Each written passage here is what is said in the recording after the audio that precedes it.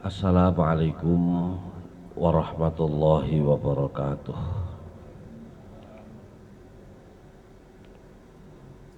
Bismillahirrahmanirrahim.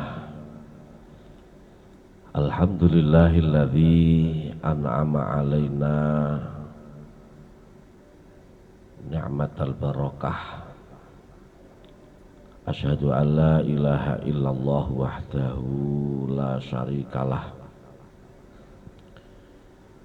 Wa asyhadu anna sayyidana wa nabiyyana Muhammadan abduhu wa rasuluhu la nabiyya ba'dah. Allahumma salli wa sallim wa barik ala sayyidina Muhammad ibni Abdillah wa ala alihi wa ashabihi wa mawalah. La haula wa la quwata illa billah. Amma ba'du. Hadirinul hadirat, jamaah Masjid Wal Asri yang dirahmati oleh Allah. Alhamdulillahi Rabbil Alamin.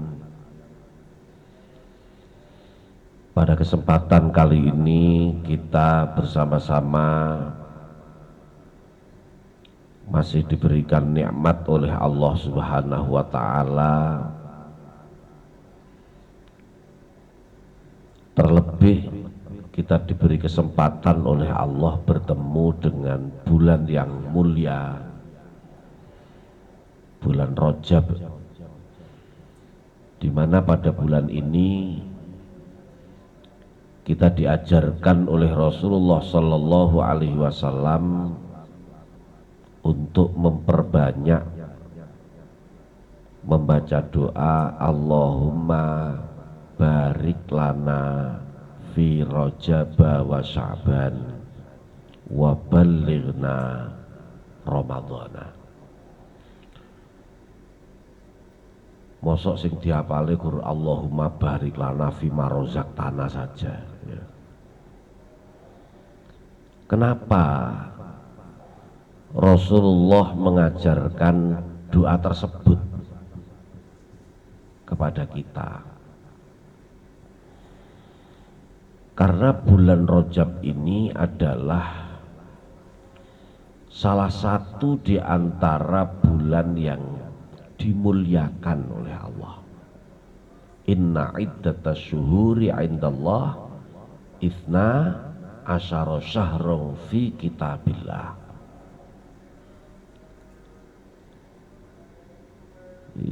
Allah menciptakan bulan ada 12. Yauma khalaqas samawati wal ard. Saat Allah menciptakan langit dan bumi. Minha arba'atul hurum. Di antara 4 bulan itu, di antara 12 bulan itu ada 4 yang mulia. Dan kita saat ini dipertemukan dengan bulan yang mulia tersebut, yaitu bulan Rajab. Isi bulan yang mulia dengan kemuliaan-kemuliaan. Maka insya Allah Allah akan memberikan kemuliaan kepada kita. Amin Allahumma amin. Hadirin wal hadirat rahimakumullah, tema kita pada kesempatan kali ini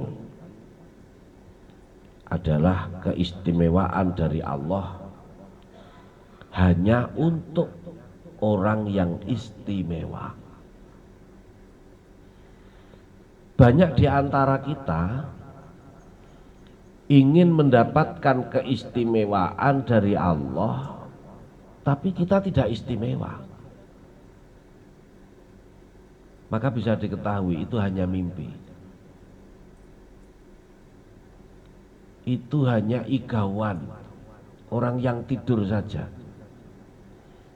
Pengen alim, nggak mau belajar. Pengen dapat keistimewaan tapi dia sendiri tidak istimewa, tidak akan pernah bisa. Dalam sebuah makalah Seorang ulama menyampaikan idzil fata hasba tiqadihi rufi wa kullu man lam ya'taqid lam yang tafi. Dan di antara keistimewaan yang paling menonjol bagi seseorang itu adalah keyakinan. Kalau keyakinan kita, terutama keyakinan kita kepada Allah, keyakinan kita terhadap agama, itu masih standar, sama dengan manusia yang lain, tidak ada istimewanya, maka sulit kita akan mendapatkan keistimewaan. Tapi apabila kita sudah memiliki keyakinan, akidah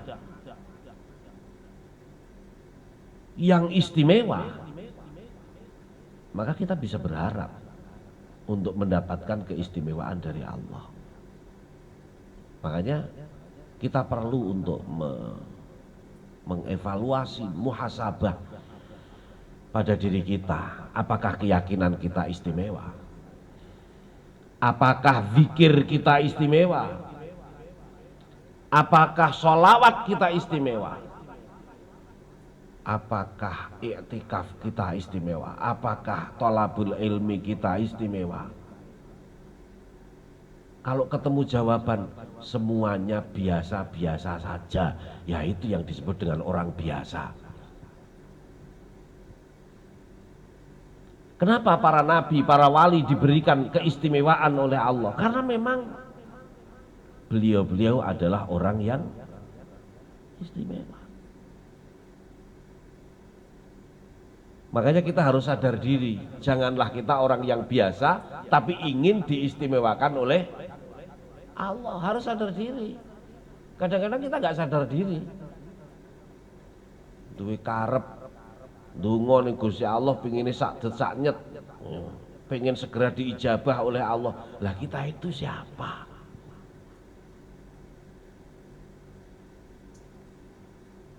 Secara lisan kita banyak yang tahu, banyak yang meyakini bahwa kita itu hamba Allah. Tapi dalam prakteknya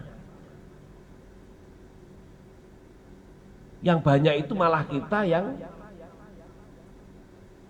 menghambakan Allah, bukan menjadi hamba Allah tapi menghambakan Allah. Kenapa? Buktinya awake dhewe nek diperintah Gusti Allah aras-aras nglakoni, tapi awake dhewe bolak-balik merintah Gusti Allah. Lah jenengan berdoa itu apa gak merintah Gusti Allah? Ya Allah, jadikan aku begini ya Allah, jadikan aku begini ya Allah, cukupi aku ya Allah. Iki sakjane pangerane sapa? Gusti Allah sing pangerane awake dhewe ataukah awake dhewe sing pangerane Gusti Allah? Wong jenenge hamba kok malah dikongkon jeragane gak pati gelem, tapi bolak-balik ngongkon jeragane. Iki apa gak kawula sing rodok ya dalam tanda kutip kurang ajar, wani-wanine ngongkon jeragane. Makanya para ulama itu ketika berdoa kepada Allah itu tidak pernah menggunakan sighot amar, tidak pernah menggunakan bahasa perintah. Kalau dalam bahasa kita lebih dalamnya disebut dengan munajat. Munajat itu bahasa sindiran. Contoh begini berdoa itu. Kalau bahasanya orang-orang khusus gitu ya, nggak mau ya Allah berikanlah rizki kepadaku ya Allah. Jari malaikati, pengerane sapa iki kan.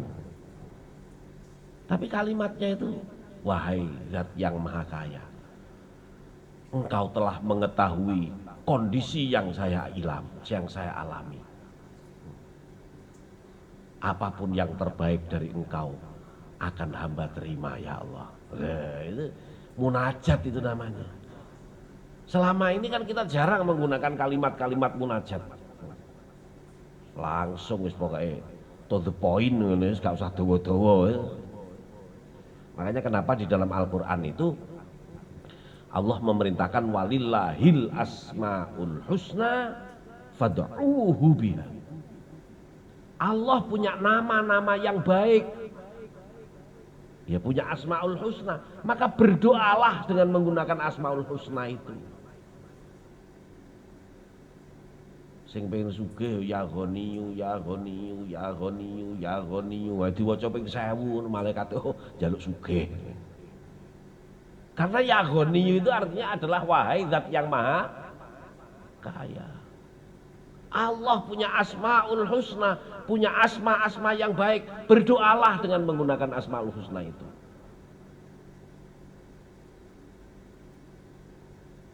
Itu makanya kalau orang-orang khusus berdoa kepada Allah dengan menggunakan bahasa perintah nggak berani. Sopo awake dhewe kok wani-wanine ngongkon Gusti Allah. Adek wis ngongkon ditontokno pisan, Allahumma rzuqna ya Allah, berikan rizki kepadaku ya Allah, rizqan wasi'an, rizki yang sangat luas, kathiron yang banyak, wis ngongkon ditontokno pisan. Ngongkon ngekei rezeki ditentokne pisan sing akeh, aja sing titik. Koyo yo. Tapi kalau kelasnya kelas orang yang istimewa tidak ada masalah. Lu kelas wong biasa. Ini, makanya kita harus sadar. Siapakah diri kita? Kalau panjenengan ingin mendapatkan keistimewaan dari Allah, jangan menjadi orang yang biasa. Istimewakan diri kita. Maka pasti Allah akan memberikan keistimewaan. Dan itu yang akan kita kaji pada pertemuan kali ini. Pertemuan kita kali ini, konsep utamanya adalah sebuah hadis yang diriwayatkan oleh Imam Ibnu Majah, Imam Al-Baihaqi dari sahabat Abu Darda radhiyallahu anhu. Sahabat Abu Darda mengatakan, ausani khalili Rasulullah sallallahu alaihi wasallam alla tusyrika billahi syai'a wa in qutti'ta aw hurrikta. Nabi pernah berpesan, pernah bersabda kepada sahabat Abu Darda. Dan ini oleh Abu Darda kemudian dijadikan satu pedoman dalam hidup. Janganlah kamu menyekutukan Allah dengan sesuatu pun, meskipun badanmu dipotong-potong atau dibakar. Kalau kita sederhanakan, hei Abu Darda, jaga keyakinanmu, apapun yang harus dihadapi. Awake dhewe jangankan dipotong-potong atau dibakar, ya toh? Kenek kertas warnanya abang-abang, padahal kertas yang abang-abang ini sing teko Makassar, sing palsu, ngono ya wis klepek-klepek pisan. Wis, gak usah sholat, tak kei dhuwit, ngono. Milih ndi? Wong gak dikei dhuwit milih gak sholat kok. Apa meneh iki gak sholat ya dikei duit. Kalau sudah bisa mempertahankan keimanan, mempertahankan keyakinan, meskipun resikonya tubuh dicincang atau dibakar, kok tetap mampu mempertahankan, ini masuk kategori orang yang mempertahankan keimanan dengan istimewa.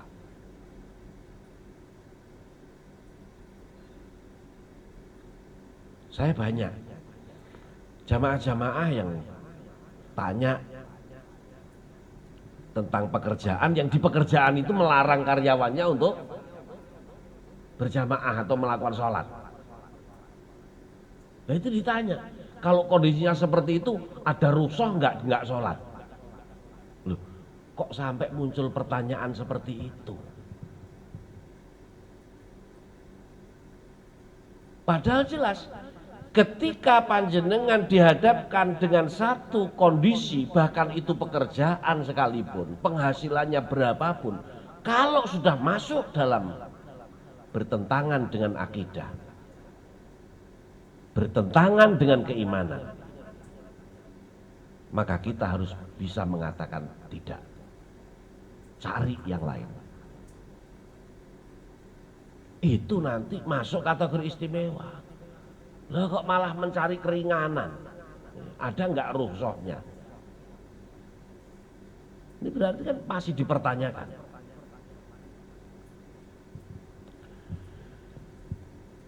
Berikutnya adalah hadis yang diriwayatkan oleh Imam Muslim yang bersumber dari sahabat Suhaib radhiyallahu anhu qala Rasulullah sallallahu alaihi wasallam, Rasulullah bersabda, kana malikun fi man kana qablakum wa kana lahu sahir. Rasulullah menceritakan zaman dulu yang dimaksud itu adalah zaman Bani Israel. Ada seorang raja, yang raja itu memiliki tukang sihir. Ya kalau zaman-zaman dulu seperti Fir'aun gitu, pasti ada apa istilahnya orang-orang khusus lah gitu, yang ditugasi untuk menangkal sihir dari orang lain. Nah, jadi punya pendamping, pendampingnya itu tukang sihir. Falamma kabira qala lil malik inni kabirtu fab'ath ilayya ghulaman u'allimuhu sihr. Kemudian tukang sihir ini ngomong sama rajanya, "Hei raja, saya ini sudah tua, sudah waktunya pensiun.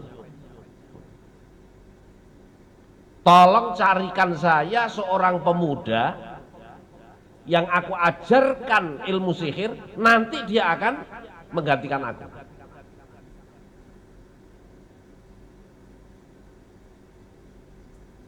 Ini Rasulullah yang bercerita.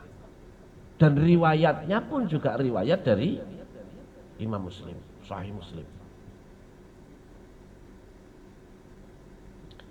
Kemudian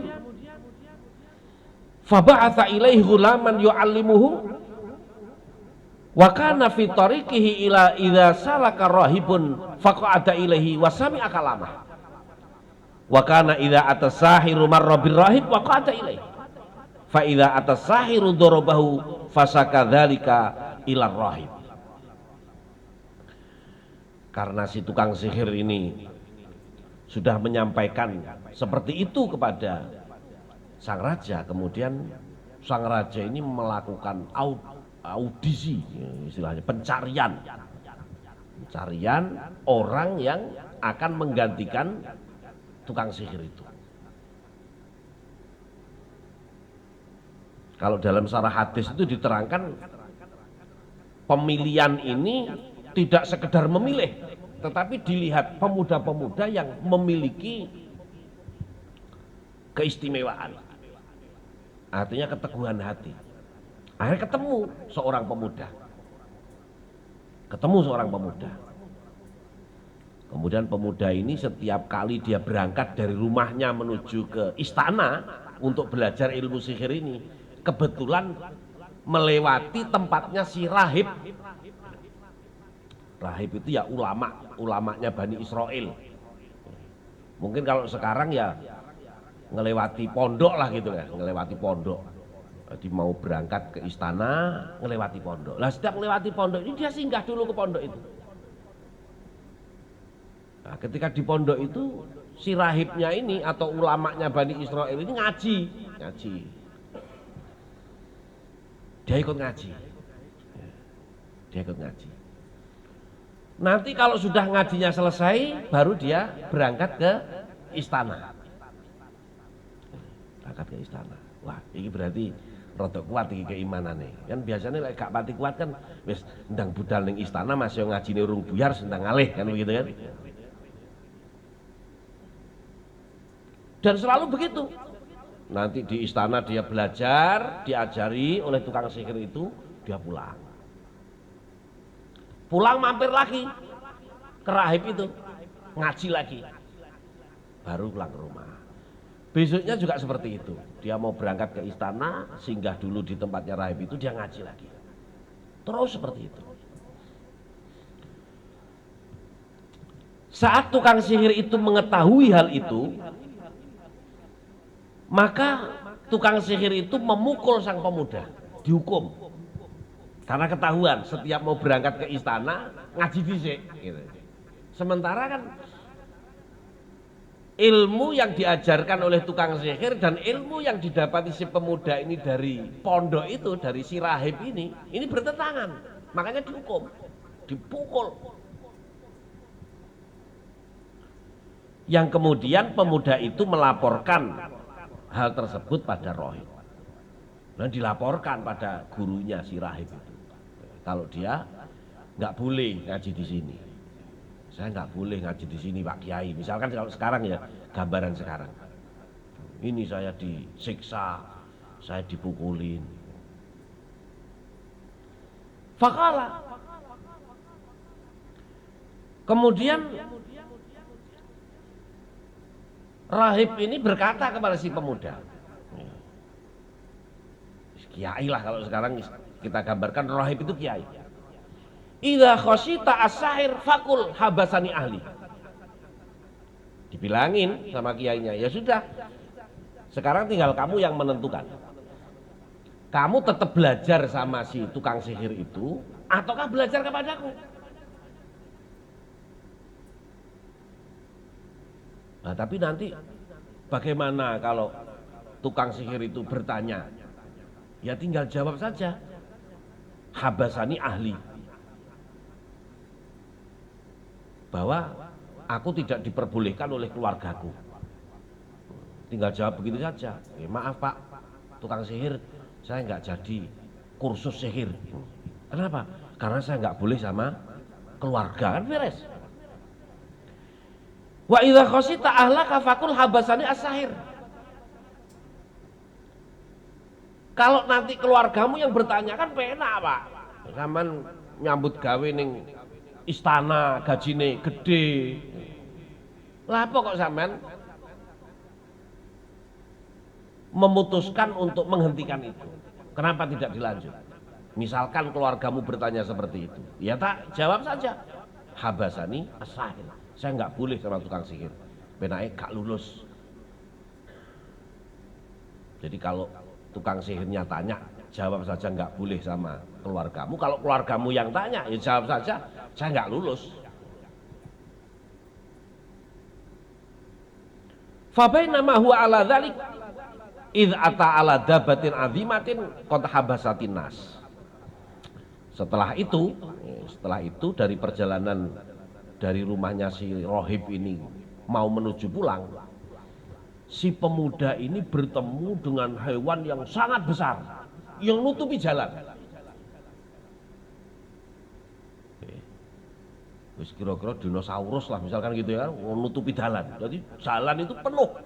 Hewannya ndoprok di situ. Ditarik ya ora kuat, diusir nggak bisa. Akhirnya jalan itu nggak bisa dilalui oleh siapapun. Nah, pada saat itulah si pemuda ini menggunakan momentum itu untuk mencari jawaban. Faqala al yauma a'lamus sahiru afdal amir rahibu afdal. Hari ini aku akan tahu siapa yang lebih utama untuk jadi guruku. Apakah tukang sihir itu ataukah si rahib itu? Fa akhadha hajarun faqala Allahumma in kana amru rahibi ahabba ilaika min amri sahir faqtul hadhihi dabbah hatta yamdiyan nasu faramaha faqatalaha wa madnas. Akhirnya dia ambil kerikil, ambil batu. Ya Allah, jika ulama itu yang lebih engkau sukai untuk aku jadikan guru ya Allah, maka bunuhlah hewan ini, matikanlah hewan ini. Jadi kemudian diselentik nih, kerikil diselentik nih ini hewan sing koyo dinosaurus itu. Lek gajah kan belum sampai menutup jalan kan. dinosaurus lah, wis selentik nih, tuk, langsung mati hewan itu. Disitulah kemudian si pemuda ini punya jawaban bahwa yang harus dijadikan guru adalah si rahib itu, bukan si tukang sihir itu. Fa'atar rahiba fa'akhbaruhu. Kemudian dia nggak lanjut pulang, dia kembali lagi ke rahib karena sudah menemukan jawaban. Dan kemudian dia menceritakan apa yang dia alami tadi itu. Faqala lahu ar-rahib, "Ai bunayya, antal yauma afdalu minni." Setelah mendapatkan cerita itu, si rahib ini malah menanggapi kepada si pemuda dengan kalimat, "Hei pemuda, hai anakku, saat ini kamu telah memiliki kedudukan yang lebih tinggi dari aku." Jadi gurunya memuji kepada muridnya, "Kamu sekarang lebih hebat." Lah ya apa? Kerikil diselentik ning ngene dinosaurus langsung mati terkapar. Wa qad balagha min amrika ma ara.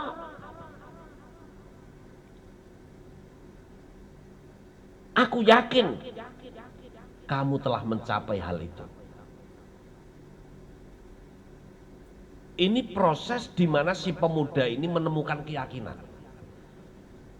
Nah sekarang pertanyaannya, mampukah dia untuk mempertahankan keyakinannya?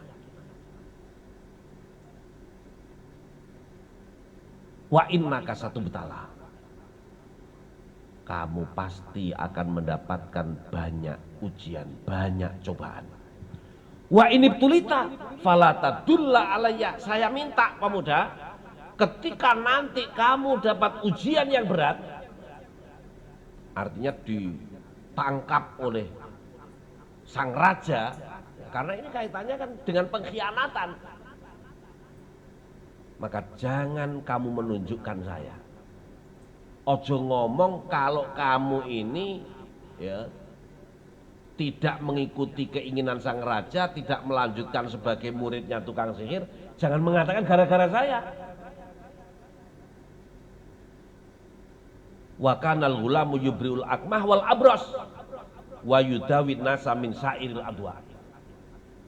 Dan karena keyakinan si pemuda tadi itu wis mantep bahwa dia akan meninggalkan tukang sihir dan berguru kepada si rahib ini,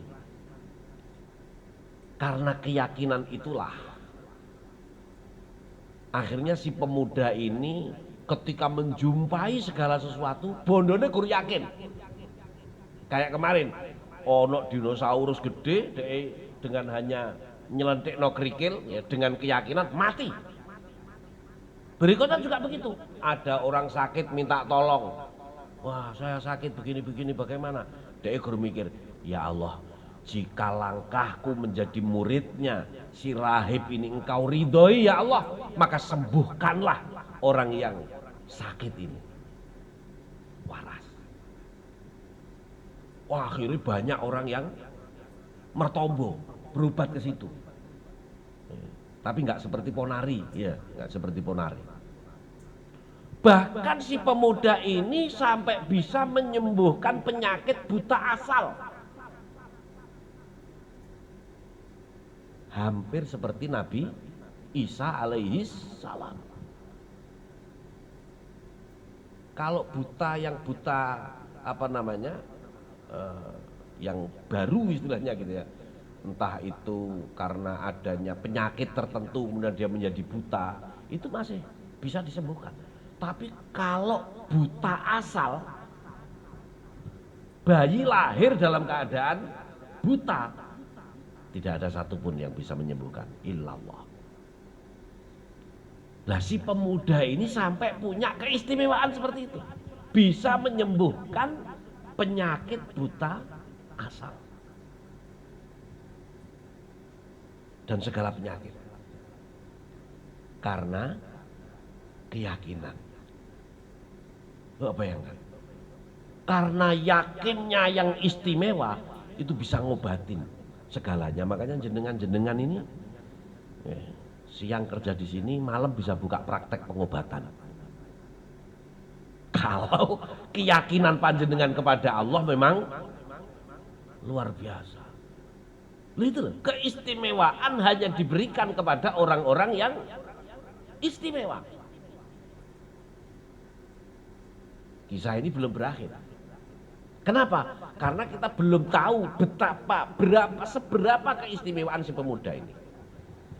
Fasami ajalisul malik wa kana qad amiya fa atau bihadaya katsirah. Karena dia memiliki keahlian seperti itu, akhirnya ada orang yang buta mendengar kalau ada si pemuda yang mampu untuk menyembuhkan segala penyakit, termasuk kebutaannya. Kebetulan orang ini yang buta ini adalah apa istilahnya ya? Penasihat raja. Kalau dalam istilah kerajaan apa namanya penasihat raja itu ya? Kan raja itu biasanya kalau duduk di singgasananya ada orang-orang yang di sekitarnya gitu ya. Kalau ya bisa dikatakan patih atau apa gitu ya. Pokoknya orang-orang yang setiap hari kumpul dengan raja. Mendengar ada seorang pemuda di desa ini bisa menyembuhkan penyakit. Dia datang membawa hadiah yang sangat banyak. Bihadaya katsirah. Faqala hiyalaka in anta safaitani. Kemudian temannya raja ini si patih ini, ya, kita ngomong patih aja lah. Ngomong sama si pemuda, Mas, kalau sampai bisa menyembuhkan sakit saya ini, maka harta ini menjadi milik. Jadi dia membawa harta yang sangat banyak. Kira-kira sangat banyak itu cara saat ini berapa M ya? Wis akeh lah. Wis iki teke sampean nek sampean iso marasne aku, mergo iki ditambakne ning ndi-ndi gak waras. Adik seorang patih, jadi kan hartanya banyak. Faqala hiyalaka in anta faqala ini la asfi ahadan. Apa jawaban seorang pemuda itu? Dia menjawab, maaf Pak, saya ini nggak bisa menyembuhkan siapapun. Saya ini nggak bisa menyembuhkan seorang pun. Innama yasfiyallah. Yang memberikan kesembuhan itu hanyalah Allah. Fa in amanta billah da'autullaha fasafaka.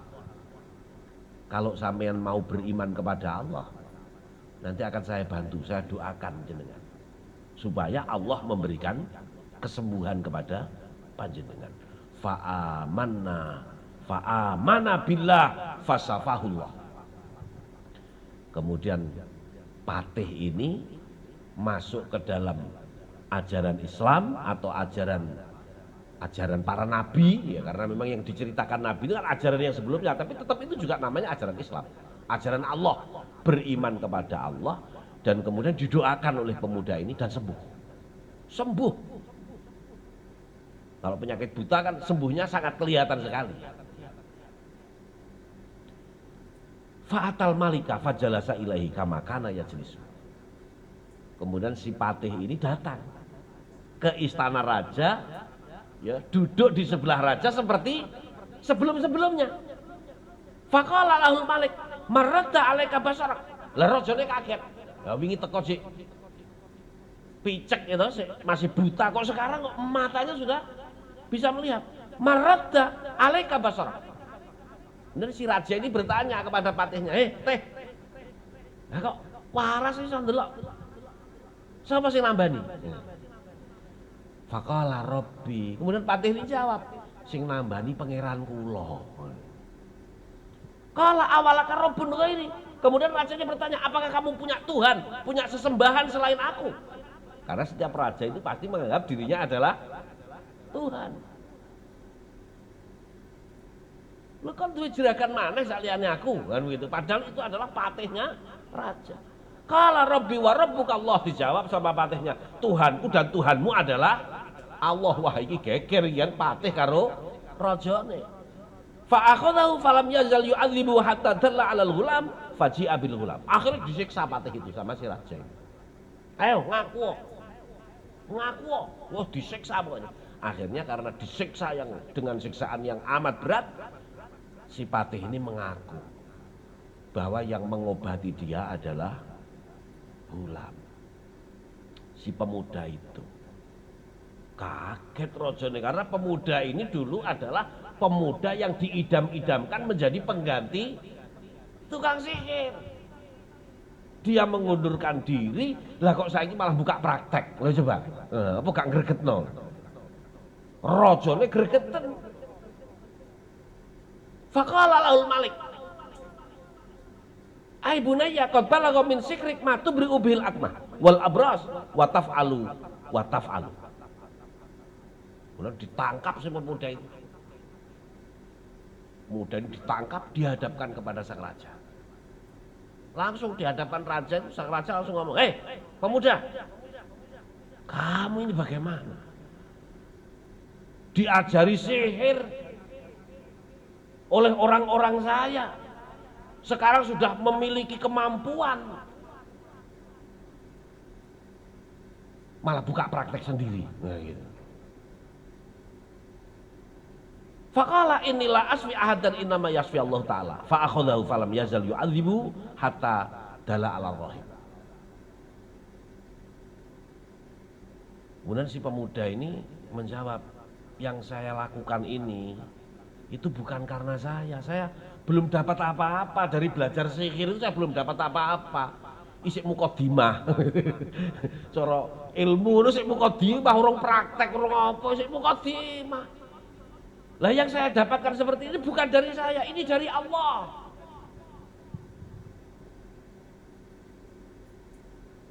Yang menyembuhkan semuanya yang datang kepada saya itu adalah Allah, bukan saya. Akhirnya si pemuda ini dianggap nggak ngaku sama seperti patihnya tadi itu, disiksa. Disiksa. Dari mana kamu belajar ini? Dari mana kamu mendapatkan ini? Dari mana kamu mendapatkan keyakinan? Dan seterusnya, dan seterusnya. Akhirnya si pemuda ini mengaku kalau dia memang mendapatkan ilmu itu dari rahib itu, dari ulama itu, tentang keyakinan. Faji'a bil rahibi. Dan rahib ditangkap juga. Ditangkap, dihadapkan kepada raja. Faqila irji an dinik. Rahib datangkan di depan raja, "Hei, rahib, kamu harus kembali pada agamamu yang dulu, menyembah aku. Tinggalkan agamamu yang sekarang." Fa'aba. Si rahib ini tidak mau. Tetap dia akan mempercayai ajaran para nabi. Fada'afil bin Syar. Kemudian didatangkan gergaji. Datangkan gergaji. Fawudi al-minsar fi mafrik ra'sihi. Kemudian gergaji itu diletakkan di tengah-tengah kepala. Fasaqau bi hatta waqa'a siqahu summa ji'a bi jalisil malik. Datangkan gergaji di tengah-tengah kepala, digeraji sama raja. Sampai separuh dari kepalanya ini gelundung. Wafatlah sang rahib. Kemudian didatangkan patih. Patihnya raja didatangkan. Ditunjukkan apa yang dialami oleh si rahib. Kamu kalau tidak mau keluar dari agamamu sekarang, dari ajaranmu sekarang, dari keyakinanmu sekarang, kembali pada keyakinanmu yang dulu, maka kamu akan mengalami hal yang sama. Irji an dinik. Kembalilah pada agamamu sebelumnya. Fa'aba. Patih itu nggak mau. Faudi al-minsar fi mafrik ra'si fasaqahu hatta waqasiqahu sumaji abil gulam. Akhirnya dia mengalami sama seperti yang dialami oleh rahib itu. Geraji. Ya, diletakkan gergaji di tengah-tengah kepalanya si patih itu, digeraji sama sampai gelundung. Kemudian didatangkan si pemuda ini. Hei pemuda, kamu sudah melihat gurumu bagaimana, si rahib itu. Muridmu bagaimana, si patih itu. Semuanya sudah binasa. Kembali pada ajaranmu sebelumnya. Kalau tidak, maka kamu akan mengalami hal yang sama.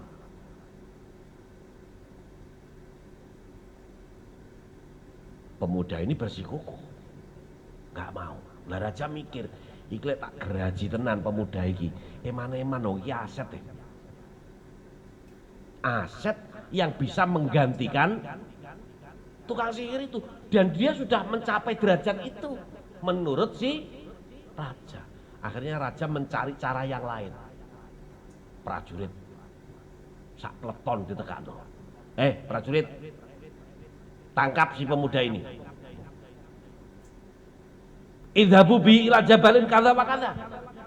Bawa naik ke atas gunung. Fas'adu bil jabal. Sampai ke pucuk gunung.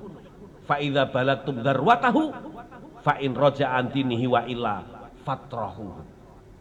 Setelah nyampe di pucuk gunung, tanya pemuda ini, mau nggak dia kembali pada ajaran sebelumnya?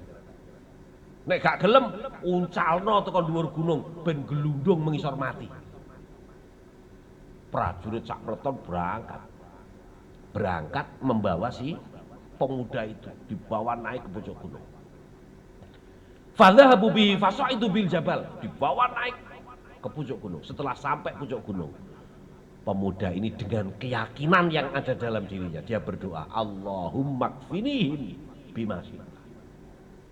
Ya Allah, jagalah hamba sesuai kehendak-Mu.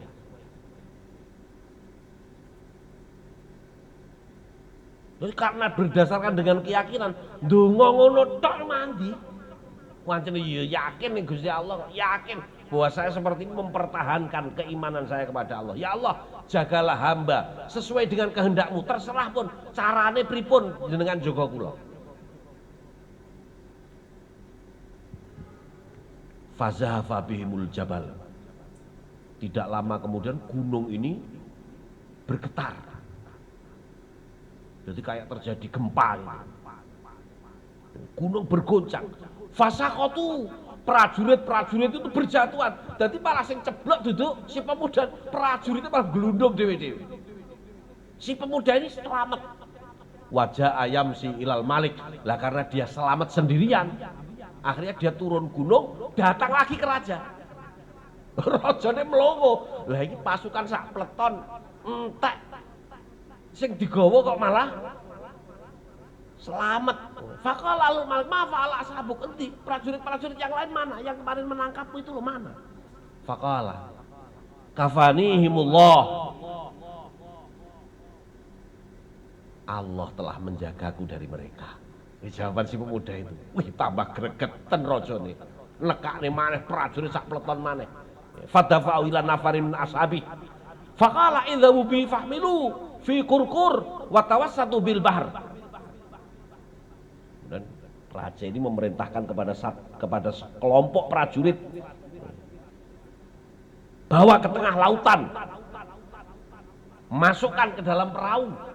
Nanti kalau sudah berada di tengah-tengah lautan, tanya, mau nggak dia kembali ke ajaran sebelumnya? Kalau mau, bawa dia pulang ke sini. Kalau dia nggak mau, tumplekno perahu nih, ben kedelep ngono ning tengah-tengah segara, mati ning tengah segara. Fa in raja'an dini wa illa faqdhifuhu fadhhabu bi. Akhirnya dibawa sama prajurit ke tengah laut. Faqala Allahumma kfinihim bima syi'ta. Setelah nyampe ke tengah laut, betul ditanting karo prajurit. Mas, sampean milih balik ning agama sing dhisik apa tetep? Nek balik sampean tak jak mulih. Sampean mendapatkan penghargaan dari raja. Tapi kalau zaman tetap bersikukuh, maka zaman akan ditenggelamkan di sini. Pemuda ini berdoa, Allahumma kfinihim, ya Allah jagalah hamba bima syi'ta, sesuai dengan kehendak-Mu. Fang kafaat bihimus safinah faghraku. Akhirnya ada ombak yang datang, justru malah sing numplek-numplek itu malah perahunya prajurit-prajurit ini. Perahu yang dikendarai oleh si pemuda ini aman. Jadi prajurit yang lain tenggelam semuanya, dia selamat. Pulang lagi dia, menghadap lagi ke raja. Wih, tambah greget ten rajane. Oh, arek iki ampuh tenan iki. Faqala lahul malik ma fa'ala ashabuk, bagaimana dengan prajurit-prajurit yang lain? Qala kafanihimullah, Allah menjagaku dari mereka. Faqala lil malik innaka lasta biqatili hatta taf'ala ma amuruka bih. Baru si pemuda itu ngomong, Pak Rojo, Pak Rojo, sampean tidak akan bisa membunuhku kalau Allah tidak menghendaki. Kalau memang sampean betul-betul ingin membunuhku, lakukan apa yang aku katakan kepadamu.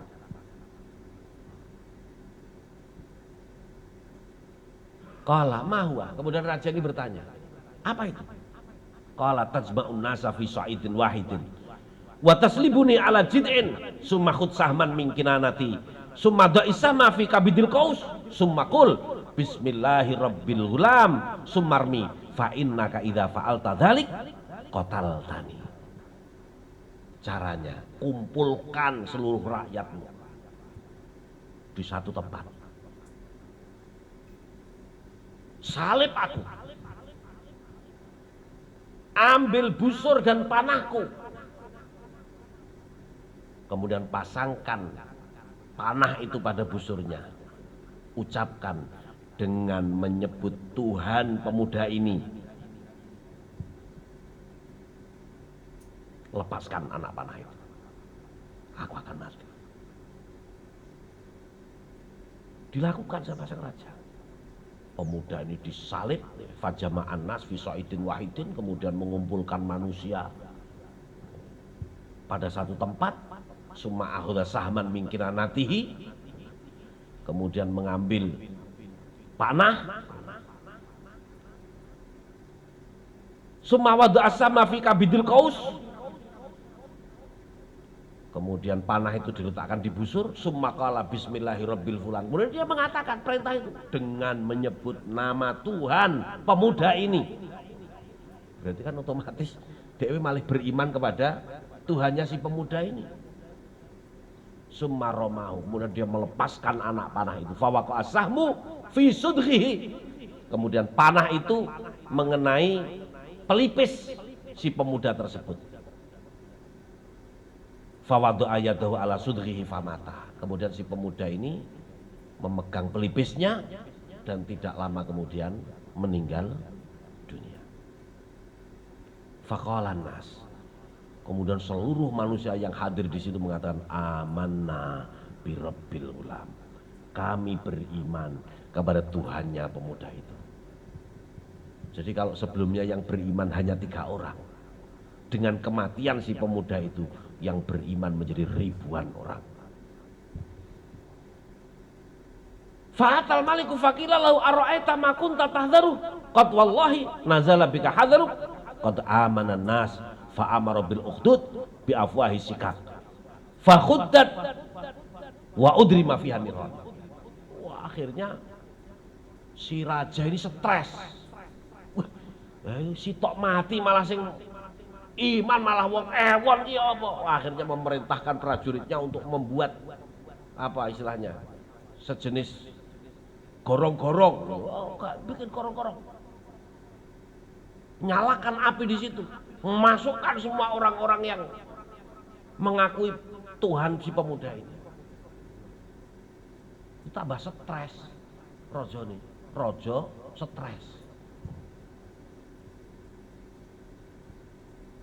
Saya pernah ini di samping kisah nyata yang disampaikan di dalam hadis Nabi, saya pernah menjumpai sendiri dengan mata kepala saya sendiri.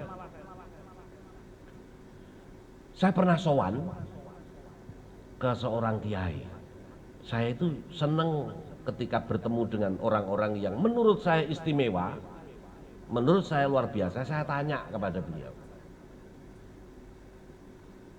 Suatu ketika saya sowan kepada seorang kiai ini pondoknya besar, santrinya banyak, mondok di situ gratis. Saya mikir, ini kalau santri 300 saja, kebutuhannya per bulan berapa? Untuk ngasih makan santri itu. Sementara mondok di situ gratis. belum nanti ngomong gurunya bagaimana, belum nanti operasional kebutuhan lembaga itu bagaimana. Saya penasaran. Akhirnya saya tanya ke beliau, Yai, jenengan kok bisa bikin pondok sebagus ini?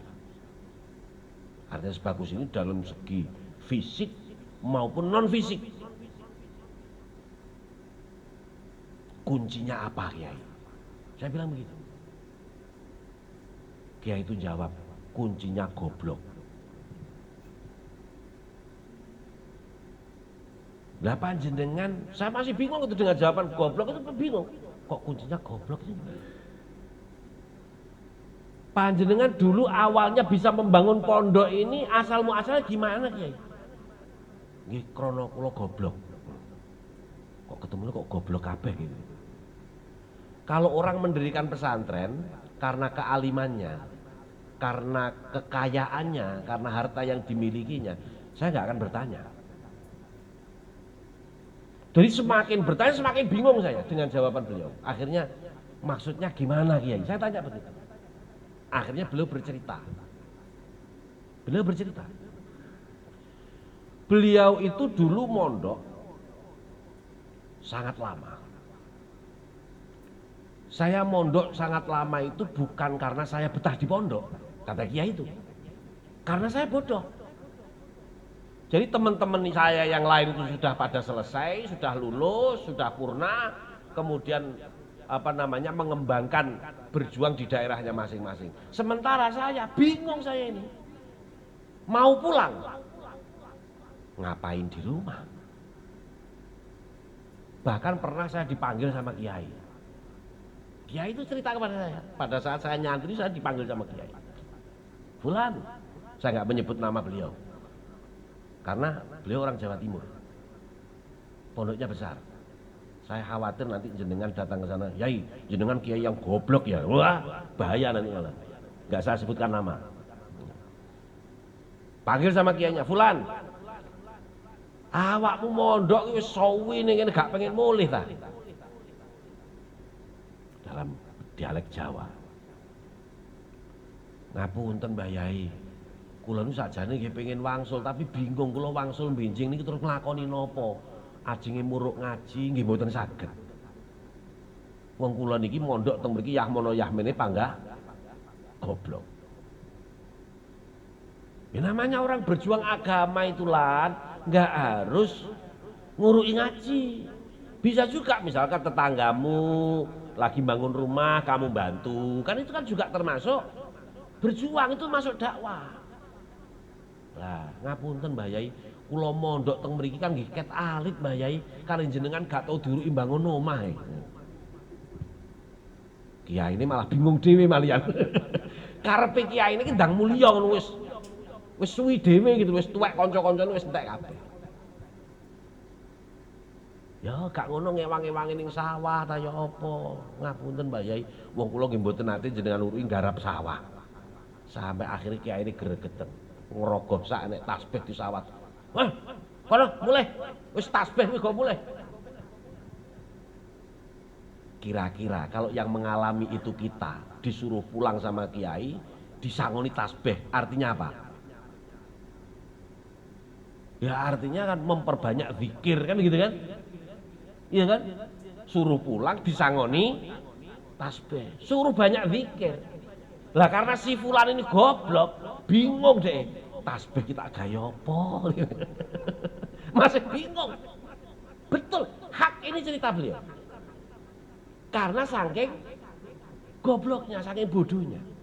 Lah nggak lama kemudian ada orang ngetuk pintu. Assalamualaikum, waalaikumsalam. Bule, enten apa bule? Iya Lan, aku krungu jare awakmu tas mulih teko pondok. Nggih bule. Lah awakmu selama mondok puluhan tahun kan gak tau mulih, mesti awakmu saiki wis dadi santri hebat. Ngono kan. Pamanmu ki lan lara. Wis pindah dokter piro gak waras-waras Lan. Alternatif ditambah ning ndi-ndi yo gak waras. Saya coba tambah nono santri iki biasane mandi. Lah gitu tuh langsung fulan kelingan. Wah, berarti tasbih Mbah Yai iki gawe nambani wong loro. Loh itu betul. Akhirnya dia ke belakang ngambil air minum diletakkan di gelas, tasbih dilebokne ning gelas. Plung bar ngono ndonga. Ya Allah. Mudah-mudahan lewat barokah tasbihnya Mbah Yai ya Allah, Engkau sembuhkan orang yang minum air ini. Tasbih diambil, airnya dikasihkan. Waras. Akhirnya banyak orang yang datang ke situ. Dan itu beliau hanya begitu itu. Ngambil air, tasbih cemplung, ya Allah. Lewat barokah tasbihnya Mbah Yai ya Allah, mudah-mudahan yang minum air ini Engkau berikan kesembuhan ya Allah. Oh, akhirnya banyak orang yang berobat. Terus beliau itu memasang kotak infak. Yang berobat ke situ membayar infak seikhlasnya. Dari dana infak inilah kemudian beliau bisa membangun pondok. Dan dari dana infak inilah beliau juga bisa membiayai anaknya orang-orang yang tidak mampu mondok di situ secara gratis. Gratis, tis. Baru saya paham. Oh bener ae. Pondok ini didirikan krono goblok. Santri sakmono kean dicukupi gratis, gak bayar apapun. Yo krono goblok. Tapi perlu diketahui, yang istimewa bukan gobloknya, yakinnya. Paham ya? Mudah-mudahan kajian kita pada kesempatan siang hari ini bermanfaat bagi kita semua. Kadang-kadang kita secara lisan ngomong yakin ning Gusti Allah. Kena masalah titik wis goyah keyakinane. Temen ta iki. Iya kan? Contoh, Rasulullah bersabda, tasaddaqu taghannu. Bersedekahlah kamu, maka kamu akan kaya. Berarti yang betul itu sukses dulu apa sedekah dulu? Sedekah dulu baru sukses. Tapi kan kenyataannya tidak. Doakan saya ya, nanti kalau tendernya berhasil, saya akan sodakoh. Nah ini kan berarti kan terbalik ini konsepnya. Seharusnya sodakoh dulu baru berhasil. Makanya dalam Al-Fatihah itu yang kalimat yang digunakan adalah iyyaka na'budu wa iyyaka nasta'in. Ibadah dulu kepada Allah baru minta. Kalau kita kan enggak. Minta dulu baru ibadah. Lek sukses baru sodakoh. Gak sukses, gak sodakoh, itu berarti Fatihahnya terbalik. Iyyaka nasta'in wa iyyaka na'budu. Wah ngono, Fatihahnya ngono malian. Hati-hati itu. Mungkin ada yang ingin bertanya, saya persilahkan.